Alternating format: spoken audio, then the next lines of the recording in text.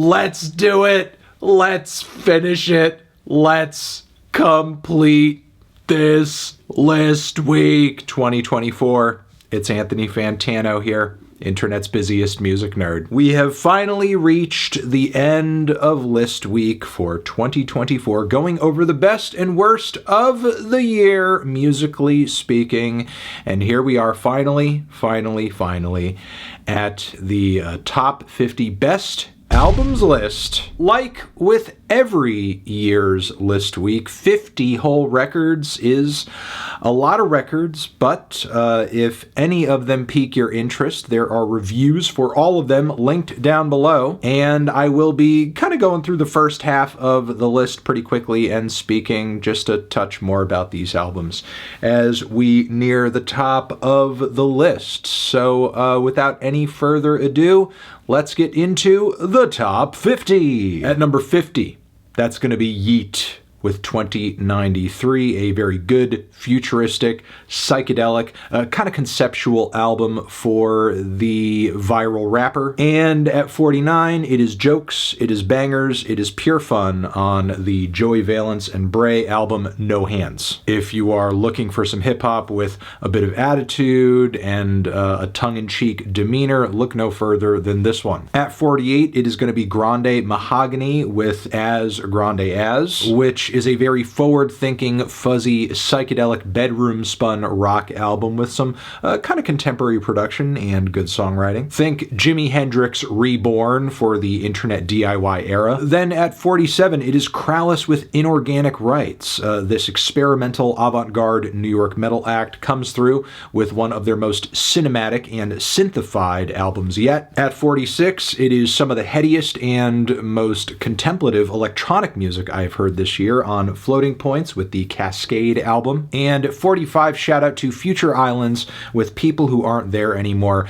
These guys have been a long-time synth pop act, really been running the indie circuit for quite a while now, and I just feel like this is their best album to date, not only in terms of songwriting, but production quality too. The band has really been fine-tuning their sound for years and years and years at this point, and it truly paid off on this record. At 44, amazing singer and talented songwriter Brittany Howard gives us her new solo outing with What Now, an extremely colorful record, loaded with creativity and a lot of variety too, bringing in elements of rock and funk and soul and everything in between. Then at 43, Mahogany comes through with what I think is his best record to date on Rich Ass Haitian. Grimy vibes, mixtape type flow, good production, thoughtful bars. What more could you ask for? At 42, we have the also very thoughtful Lupe Fiasco with his Samurai album, his concept hip-hop album, which is not just an ode to the craft, but also tangentially inspired by Amy Winehouse. And then at number 41, multi-instrumentalist, singer, songwriter, rapper Anderson .Paak teams up once again with producer Knowledge on their new record, Why Lord, or Why Lord, or Why Lord, however you want to say it, okay? Great album. Kind of a divorce record for Anderson, which is kind of interesting, but really all the magic that made their last collaboration great, but it's a bit more dense. Personally, it's a bit more, I would say, of an emotional experience. Then moving on from there, at number 40, we have Lust Sick Puppy giving us non-stop pure chaos and insanity on Carousel from Hell.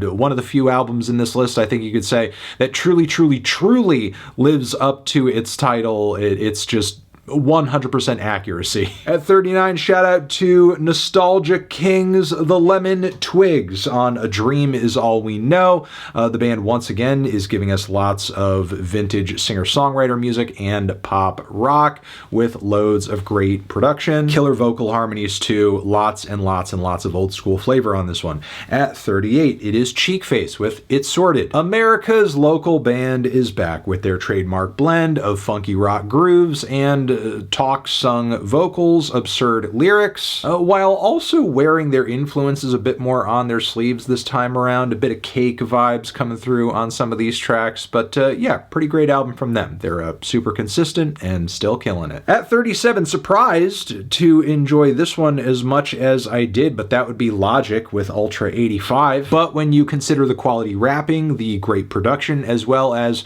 the many personal angles and themes that Logic takes on this album, really is an impressive record. An emotionally impactful one at points too, as he really unpacks not just his fraught relationships with his mom and his dad, which he has addressed on past records and tracks, but the ways in which his love of media, film, and hip-hop music, and so on and so forth, allowed him to cope through the various traumas that he was struggling through in his youth. I mean, considering the place Logic usually operates from emotionally in his music and on social media, sometimes kind of laughing off the hard times and maybe the, ridiculous criticisms of his biraciality. It was kind of interesting to see him dig as deep as he did on this album, because in a lot of respects, it really does run almost like a therapy session of sorts, a pretty intense one here and there. Intensity is also a word I would use for our number 36 record.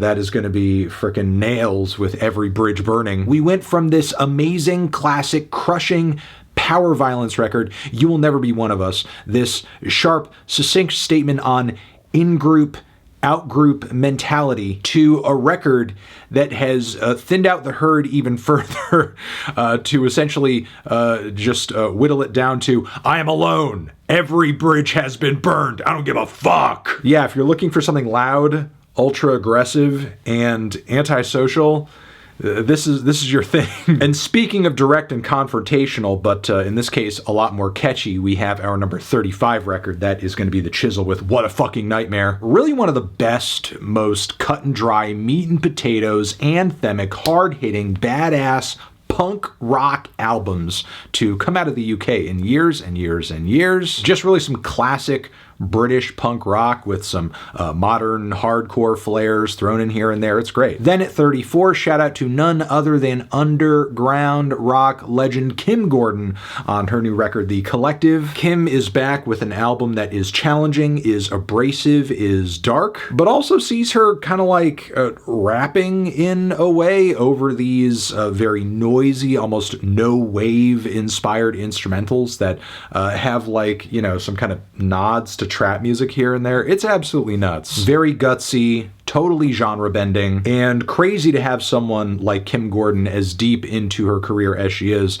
And she's not only still coming out with like killer stuff, but stuff that's actually like, kind of pushing boundaries. At number 33, the new Julia Holter album, I also found to be kind of difficult to comprehend at points, as yes, it's also pretty surreal and odd. That is Something in the Room She Moves, and yes, to this day, nobody pulls together an artsy, spacey, surreal, dreamy, and also otherworldly pop album in quite the way Julia does, that's for sure. At number 32, we have More Mother with The Great Bailout, a record that brings together avant-garde, drone music, as well as the African diaspora, and a storyline that recontextualizes Britain's hand in the slave trade, as well as ending it in a way that you could argue is far more accurate. Then at 31, we have Blood Incantation with Absolute Elsewhere. It's an album that you could argue is the most colorful and versatile death metal record of the year, with not only some really unique sci-fi themes coming through on the lyrics, but you also have elements of progressive electronic music and progressive rock flowing throughout the multi-phase track list of this album too. At number 30, Death's dynamic Shroud teams up with producer Galen Tipton for the You Like Music record, a jittery, mind-bending, and disorienting electronic music record and dance music record that is thrilling from front to back. At 29, Vince Staples gives us one of his best and most thoughtful records to date with Dark Times. Great tunes, lyricism, and low-key charisma all over that album. At 28, Iglooghost pulls together what is essentially the most insane oceanic DJ set of all time, blending numerous genres together all at once. And 27, Tyler, the Creator, gets lyrical and quite thematic for song after song after song after song. Very personal in some pockets too, on his new record, Chromacopia, where he struggles in front of us with his sexuality, being honest with himself, paranoia, as well as his daddy issues. Then at 26, and we are getting to the halfway point here, we have Beyoncé with Cowboy Carter. The Queen Bee's ode to country music comes through on this one with one fantastic tune after the next. Some awesome country and hip-hop blends throughout the record too. Impressive features, cutting-edge production, and of course, amazing vocal performances. While it is a bit of a dense album, and there are some points where it sort of seems very desperate to appeal to the country demographic, still, it's an incredible record and an impressive addition to this trilogy she is currently in the midst of finishing. Here we go, getting into the top half. We are going to go with Chat Pile at 25, Cool World, one of the heaviest and most dystopian loud rock records that you will hear this year, I guarantee it. Dark lyrics, punishing riffs, freakish vocal performances. Yeah, Chat Pile continues to be a magical band. Also quite magical is the new Porter Robinson album, Smile. Porter gives us some of the most sugary production of his year so far on this collection of pop and rock bangers that feel like they kind of go back to the 2000s, kind of nostalgic, but very present day are the album's lyrics and themes, as Porter is very much going over his life trajectory through the ups and downs of fame and kind of coming to grips with that. At number 23, we have Denzel Curry with King of the Mischievous South Volume 2, a record that Denzel says himself on it, he's kind of dumbing things down. Yeah, while it's not as personal or as lyrical as some recent albums that Denzel has dropped, it's still an incredible, focused, and in many ways conceptual project, as Denzel focuses more on the style of the tracks on this record and the aesthetics on this album in order to create what is essentially a lo-fi, chaotic, and colorful tribute to the classic sounds of Memphis-style rap, really taking it back to all of those grimy 90s gems that have seen a passionate resurgence on the internet these days. And it's just amazing to hear how in tune with that sound he is on this record and how well he sort of like revives it. At 22, it is Adrianne Lenker with Bright Future, handily one of the best singer-songwriter records of the year. If you're looking for something that is low-key, is acoustic, is intimate, is well sung and written, as well as something that is just really going to rip your heart out at some key points too, this is definitely worth a spin. And then one notch higher than that, at 21, it is one of the most fun and dramatic and extravagant pop and rock records that I have heard this year. That is going to be The Last Dinner Party's Prelude to Ecstasy. Something you could argue is handily one of the best debuts of this year, and not only is it great, but there is still so much more room to grow from here as well. I'm even more excited to hear what the band comes out with next, especially since they sort of seem to be starting in such a strong place. At number 20, we are going to go with MGMT on their Loss of Life record, an incredible stylistic and thematic switch up from the duo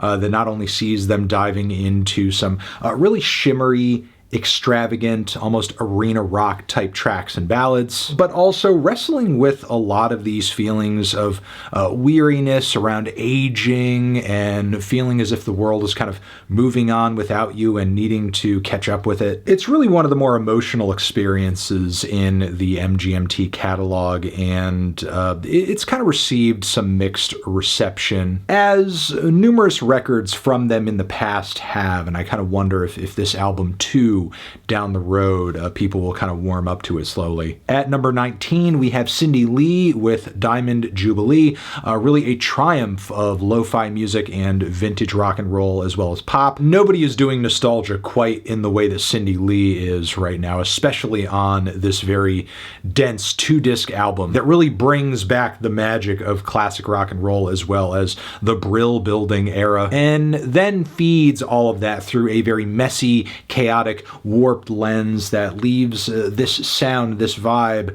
feeling like a distant memory or dream. But what else can you expect from an artist who was once a part of the band Women, who kind of specialized in exactly that thing, but with more of an indie rock and post-punk sound. At number 18, we have singer Beth Gibbons of Portishead fame, giving us the amazing Lives Outgrown album, a stunning and beautiful and lushly produced album that sees Beth really giving us some interesting lyrical meditations on aging and the passage of time. It is very much a dark and Twilight Years type album. With 17, we are going with singer-songwriter Joanna Wong on her Hotel LaRue record, an album that in one breath is a total onslaught of tracks and a variety of music styles ranging from jazz to pop rock to ska. So many bases covered on the 20 plus tracks on this album,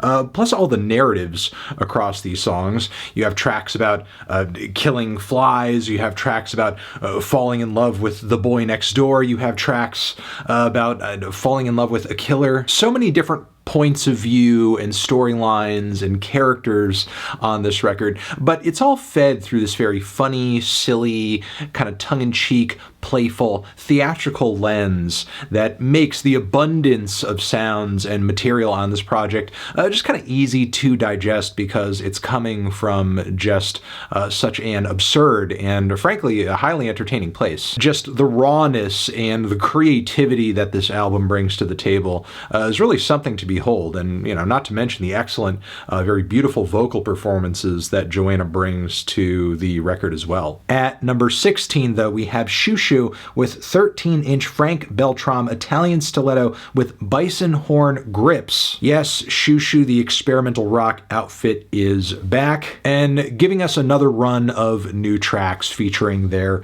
new drummer, and they are really making use of him on this record with some of the biggest and most blown out beats to ever be on any record the Once duo has ever dropped. And these massive beats are often matched with some of the catchiest and most rockin' songs the band has released in years. But even though there is an accessibility and visceral sound to this album, make no mistake, you are getting those typical very dark Shoo Shoo vibes coming off of these tracks, which continue to be very noise rock adjacent, goth adjacent. But yeah, if you're looking to get into Shoo Shoo, this is a great album to start, truly and honestly.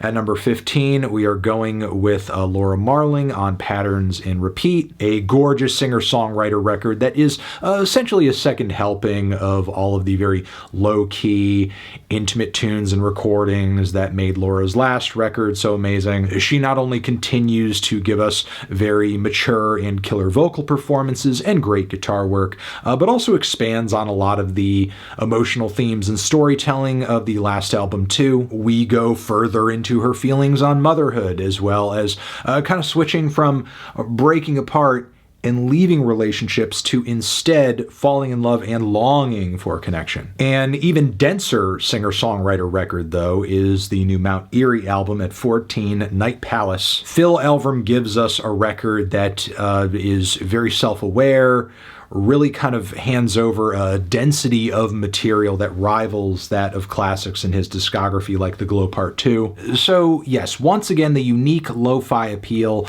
of Phil's songwriting and production style is here. A lot of his meditations on nature, the state of the world, the vastness of the world that we exist in, that is also touched upon. But there's also some revelations on topics such as impermanence and death, things that he's been writing about for years and years and years, but he seemingly kind of has a new perspective on. And as a longtime fan, it's just really interesting to hear that progression over the course of so many albums. Also, a lot of progression is to be had on the new JPEG Mafia record, I Lay Down My Life for You, where Peggy proves himself once again to be a one-of-a-kind songwriter, rapper as well as producer, bringing in all of these rock elements on many of the tracks on this record, heavy guitar riffs and drums that actually go over very well and match with his rap style that has always been pretty punk adjacent to begin with, making for a very unique record that does the whole rap and rock combination in a modern sense correctly, while also giving us some insane bangers with some very odd, and I wonder if it's fully cleared, sample material. But yeah, super special record, amazing closing track too. Peggy continues to smash it on this one. At number 12, shout out also to a one-of-a-kind producer, that would be Quedeca on Scrapyard. Quedeca continues to test his mettle as a true multi-talent, even on this album that, has pretty much been packaged as, yes, a bunch of scraps or extras that were either left over from his last album cycle or just wouldn't fit into any other album cycle, that is. Quedeca, if you didn't know, is somebody who at one point was merely just kind of known as a YouTube rapper, and he has really evolved quite quickly into somebody who also dabbles quite a bit in experimental music, in pop music, in very weird niche indie adjacent internet genres, and all that comes together, plus some singer-songwriter music, some emo too, on this Scrapyard record. And it's an album where not only are you getting very well produced and cohesive, well thought out songs, but a lot of these tracks just kind of feature numerous styles of music kind of collapsing onto each other all at once, and yet it all makes sense, way more than it should. But yes, with another impressive record under his belt, you just have to sit on the edge of your seat wondering what the heck is Quedeca going to do next. At number 11, we have the super killer Civerous album, Maze Envy, an amazing doom metal album with some killer string touches, absolutely punishing riffs, a stellar mix, gruff death metal vocals, powerful drumming too. Again, if you like your death metal, your doom metal, anything brutal and gruesome and heavy with some extra touches of atmosphere and this whole maze concept coming out of the storytelling, give this one a spin. Okay, that's it. We are in the top 10, officially in the top 10. Let's get it. Let's go! At number 10, we have Magdalena Bay with Imaginal Disc, one of the most versatile, most colorfully produced, most thoughtful and conceptual pop records to drop this year. It really has been taking the underground by force, and there is a very good reason why. It's sweet. It's endlessly catchy. There's so many layers to it as well. This thing rewards with more and more listens, and I've been coming back to it again and again with glee. Then at number 9, that is going to be Vampire Weekend with Only God Was Above Us. The band truly is back, not just in the sense that they are making a new album, but back with their classic sound sounding better than ever, as once again you have that sort of messy, colorful mid-fi production, those Baroque touches, the pop rock bits, the folk bits, the West African influences here and there as well. Lots of catchy puns and turns of phrase from Ezra coming through on the lyrical side. And really, in my opinion, the best crop of songs the band has released on a single album since Contra. So with all of that considered, it should be no surprise that this album landed in my top 10. It should also be no surprise that we are seeing at number 8 Chelsea Wolfe with She Reaches Out to She Reaches Out to She, as I had lots and lots of praise to give this very dark, very impenetrable, very heavy and crushing new album from her, which sees her continuing to travel down this very dark and heavy rabbit hole with her music, but this time around embracing some grooves and production ideas from the worlds of trip hop as well as industrial music. This record is definitely Chelsea's most slow-moving, syrupy, bassy, and synthetic release to date. Her beckoning lead vocals also sound fantastic in these mixes too. And it's just amazing how Chelsea continues at this point in her career to just evolve with each record and stick to, again, some very dark sounds and vibes, while also giving us something new each time in the process. At number 7, we also have something very loud and punishing coming through on the new Knocked Loose album, You Won't Go Before You're Supposed To. One of the most amazing and frankly heaviest gifts we have gotten in a long time from the metalcore scene. The production on this thing is absolutely insane. Not only do the drums sound killer and the vocals sound killer, but these guitars are my fucking God, they're one of a kind. The density of the riffs and the bass of the everything on these tracks is truly just something to behold. I don't know what they did. Maybe they put some crack in this record. I don't know, to make it sound as heavy as it does, but this thing is really truly a punisher. And not only that, but like the song structures are great. Like they only add to the visceral vibe of the album by just like placing those grooves and those transitions and those starts and stops in just all the right places. And in addition to that, you just have amazing breakdown after amazing breakdown being put together with a bunch of tracks that give some very aggressive but also thoughtful critiques of spirituality and organized religion. At number 6, shout out to none other than Geordie Greep, The New Sound. Amazing album. Geordie Greep, once known for his contributions to the experimental and avant-prog outfit from the UK, Black Midi, has come through since they called a hiatus very quickly with a new solo record, and it's one that brings together elements of art rock and progressive rock and jazz rock and Latin jazz and samba. The guy even connected with a bunch of great Brazilian studio musicians to capture some of these performances too. Pair that with his one-of-a-kind, super theatrical, over-the-top vocal style, and you have just an outlandish, very vibrant sound that delves into a lot of storytelling surrounding just very eccentric, misogynistic characters. But yeah, it's just a very strange but also spellbinding album, I'll say that. At number 5, I was also pretty entranced by this one once I eventually got around to it. That is the final album, presumed to be final, as he did pass shortly after dropping this album.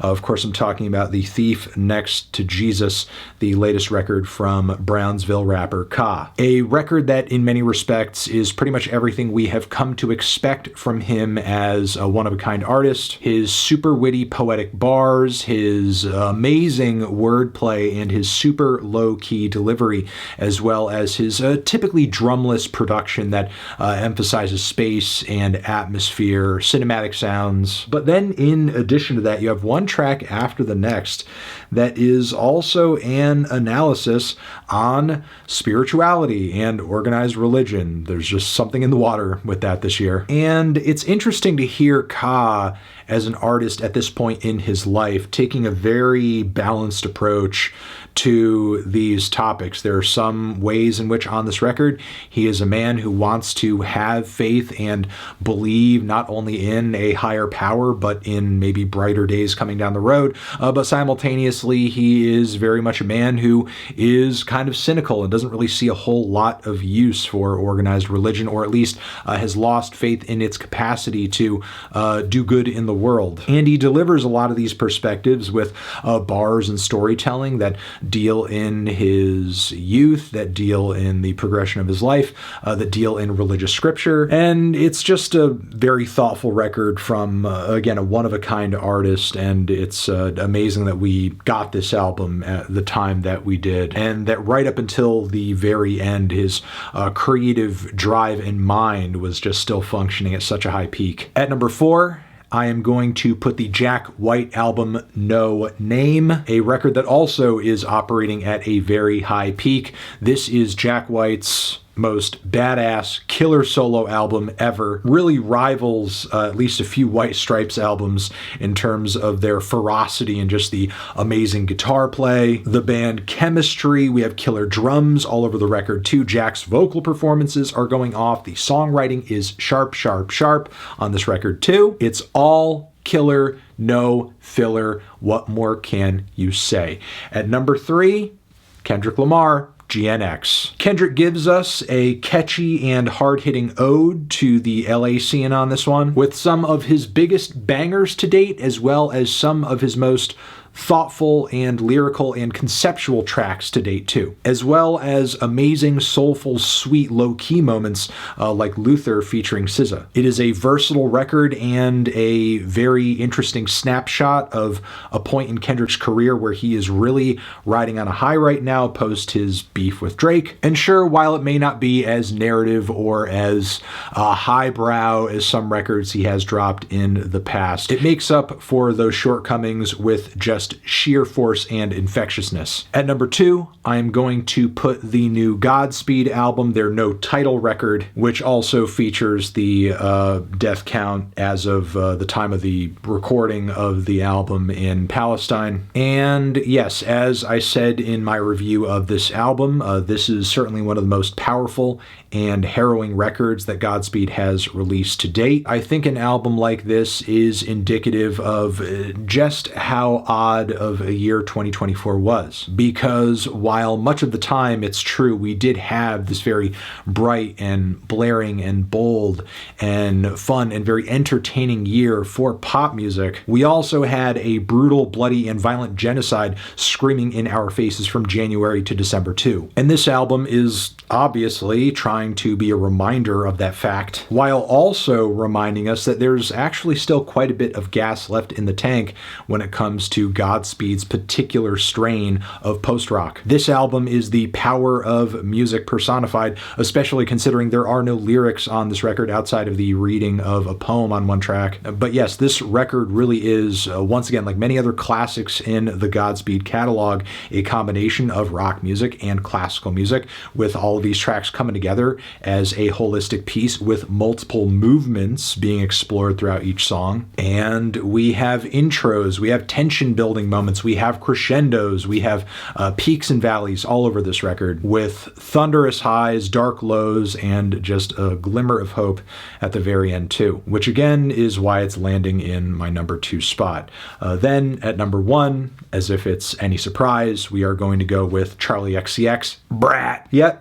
Gave this album a 10 out of 10. I feel like it was going to land at number 1 either way. I think I've pretty much made my case for this album already in my review of the record, but I will state again, I feel like this album is a sign of just the current era of pop music, what pop music, not what it has to be, but what it can be when it's being written well and produced boldly. I feel like this record in many ways is everything that Charli XCX, as well as collaborators like A.G. Cook, have been fine-tuning things for years. This was the ultimate destination, and now we're seeing both that artistic and commercial success for Charli in the process of that. As culturally speaking, this record has very much proven to be a tour de force. The only people missing it are ones who are living under a rock at this point. But yes, the vocal performances, the song ideas, the personal moments, the anthems and bangers, the track list, and the dance-centric grooves throughout the entire thing.